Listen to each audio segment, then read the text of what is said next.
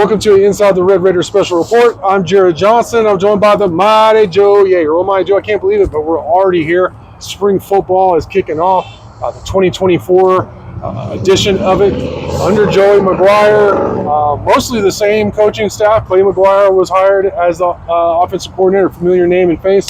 But for the most part, same coaching staff. And but, of course, while there are some stalwarts like, Taj Brooks coming back, quarterback Baron Morton returning, there are a lot of new faces, so a lot of guys to get to know this round of spring ball. But Mighty Joe, going into spring ball, what are some of your top questions or thoughts about the Red Raiders? Well, I mean, you kind of sort of alluded to it there on offense. You got a couple of guys, huge players coming back in Baron Morton and Taj Brooks. But man, other than that, I think you've got quite a few question marks on offense. I mean, certainly one of those is who's going to be the complementary back to Taj Brooks. Yes. I mean, if you look at that backfield roster right now, you kind of go, I don't know. Cameron Valdez is back, but he didn't necessarily cover himself in glory this past year.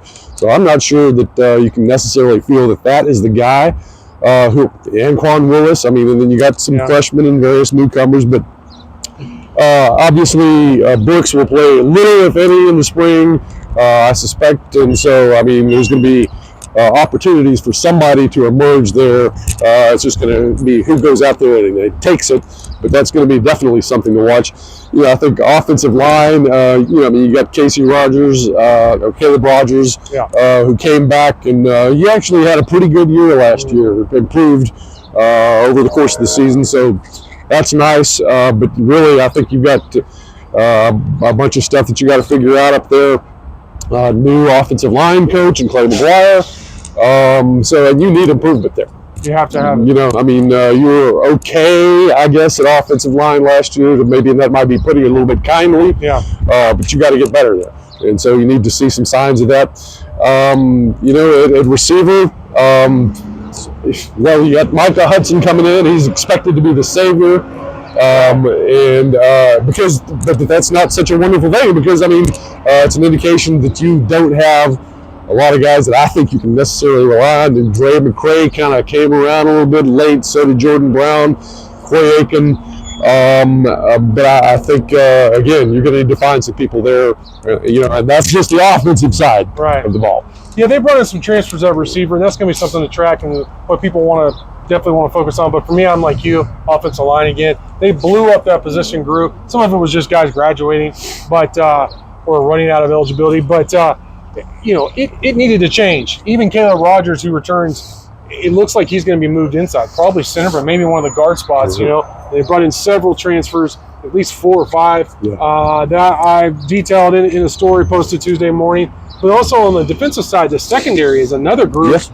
I feel actually, and this is really weird to say, really strong about the front, the young nucleus of defensive linemen and linebackers. I think linebackers going to be really strong. Jacob Rodriguez, Ben Roberts, go down the list. You mentioned Micah Hudson before I go back to defense.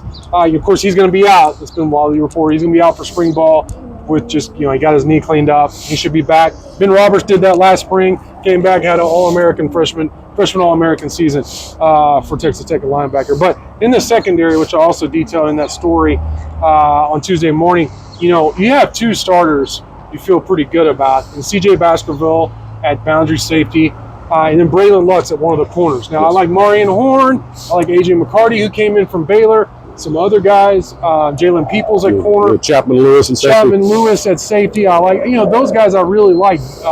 Brendan Jordan, I think, is going to get first look at Star, but that's something to monitor, too, what they do at Star. They brought in some transfers as well. All detailed in that story, but, that's going to be a huge storyline for me this whole offseason is what happens in the secondary, who actually is the starter, and in the 2 deep, getting significant snaps, once they start the season. But overall, I think my thought going into it is I'm very careful to nobody wants to hear overhype. You know what I mean? Like, I always try and be honest. I felt very honest about what I thought this team was last year. It didn't quite pan out. It was still a pretty good season. But compared to preseason expectations, it was not. So it's going to be interesting covering the team, knowing that our audience it's like doesn't want to hear how great this team is. They want to hear what's going on, but don't put too much stank on it. I guess you know what I mean. Like, and just kind of be cautious with especially what we're hearing. I feel a lot better about what we see. We're going to be get access to at least half the practices this spring, and that's including the spring game. There's going to be a lot of interviews with coaches and players. We're going to have all of that for you on Inside the Red Raiders for the next month. 15 practices between now and April 20th, when culminating with the spring game in Midland this year.